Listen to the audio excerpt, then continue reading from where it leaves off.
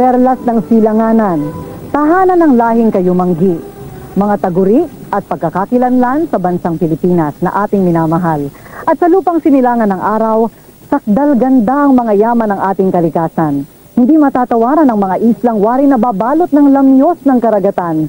At ang mga tanawin dito'y masisilayan na walang kapare sa mga hiya sa ibayong dagat. Dito lamang sa atin mayroon yan. Kaya naman sa bawat paghalik ng liwanag sa ating lupa, kakaibang ningning ang hatid nito sa mga mata ng mga banyaga na napupunta rito sa atin. Samahan po natin ang iba pa nating mga kabalitaan sa isa na namang makabagbag damdaming eksena. Erwin? Maraming salamat, Corina, at tama ka. Kilalang kilala ang Pilipinas sa buong mundo sa likas na kagandahan nito. Sa dami nga na magagandang tanawin dito sa atin ay hindi ka mauubusan ng lugar na mapupuntahan na nakapagbibigay ng inspirasyon sa bawat isa sa atin.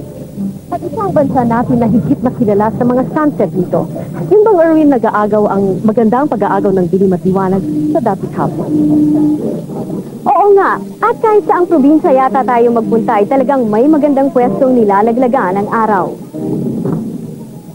At sa pagpaalam natin sa milenyong ito, magiging saksi tayong lahat sa inspirasyong ibinunga ng kagandahan ng Philippine sunset at saksi rin sa mga kahuli-hulihang dapit hapon bago sumapit ang year 2000. Mga katagang halaw sa hindi maipaliwanag na kapangyarihan ng araw sa ating huling pamamaalam sa taong 1999. Isinalaysay ang ayos ng mundo ng unang sumikat. Ang araw sa langit at sila'y laruin ng kanyang liwanag. Nang mula sa walay dami ng kinapalang biglang kumalat sa kailaliman at sa kapatagan, magpahanggang gubat, sa lahat ng dako na abot ng halik ng mayaman sinag. Pagdating ng gabi, dakilang palabas ng sahiwagaan. Malaking liwanag ng mumunting siklap na hindi mabilang. Andoon sa langit ay nakalaganap sa kataas-taasan habang sinadalit niyong mga alon ng saklap ng buhay. Dalit na malabo pagkat nilulunod ng sariling ingat.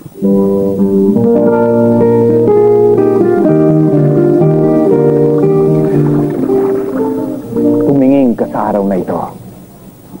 Sapagkat ito ang buhay, ang pinakabuhay ng buhay. Sa maikling landas nito, nakagalak ang mga kaganapan ng iyong pananatili. Ang ligaya ng pagsibol, ang luwalhati ng paggawa. Ang luningning ng kagandahan, sapagkat ang kahapon ay pangarap lamang at ang kinabukasan ay isa lamang pangitain. Ngunit ang ngayon na pinamuhaya mo ng tumpak ay lilikain ng bawat kahapon na isang pangarap ng kaligayahan at ang bawat bukas ay isang pangitain ng pag-asa. Tumingin ka ng mabuti sa makatwid sa araw na ito. Gayon ang pagtupugay sa bukang liwayway.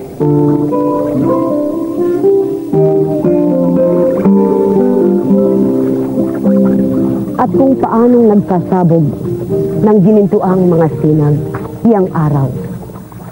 Kung umagang ngumingiti ang liwanag. Kung paanong ang kasilangay unti-unting kumakalat.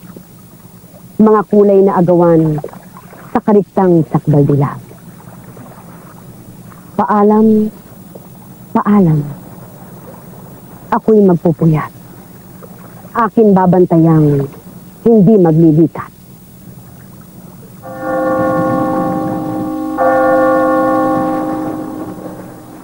Ang kagalingan mo ay aking pangarap.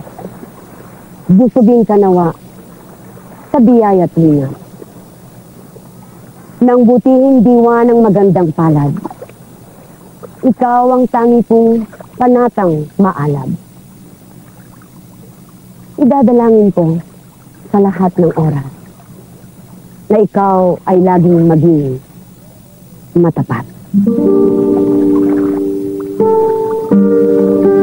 Paalam, bayan kong kasuyo ng araw. Pumanaw na edeng mutiyang silangan, malugod kong hayin, yaring abang buhay. At kung naging lalong sariwat marangal, iaalay ko rin. Matupos kalat. Mamamatay akong aking natatanaw sa likod ng dilim ang bukang diwayway. Kung kailangan mo ang pulang pangulay, dugo ko'y gamitin sa kapanahunan. Nang ang liwanag mo ay lalong kumilang. Bayaang higupin ng araw sa langit ang ulan kasama ng aking hinagpi. Bayaang sa akin may isang tumangis.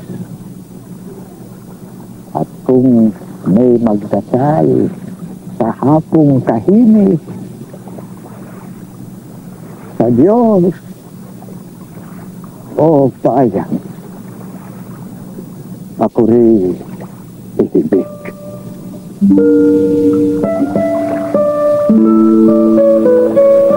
Kung alalahanin ang nagdaang araw, nagkamusmusan kong masayaring papanaw.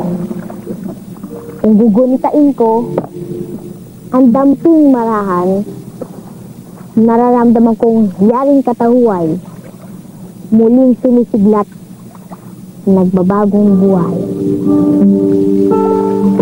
Pagsikat ng araw, sa dakong umaga, malamig ang sinag at kaaya-aya. Ngunit pagtanghali, halos nagbabaga. Sa hapon, kulimlim, nagpapaalam na. Larawan ng tao kung batay masigla, ngunit may wakas ding lungkot at lubos na ligaya. O dakilang araw at galak, magdiwang na ngayong sintang Pilipinas, magpuri sa bayang, sa iyo'y lumingap, umakay sa iyo sa magandang palad.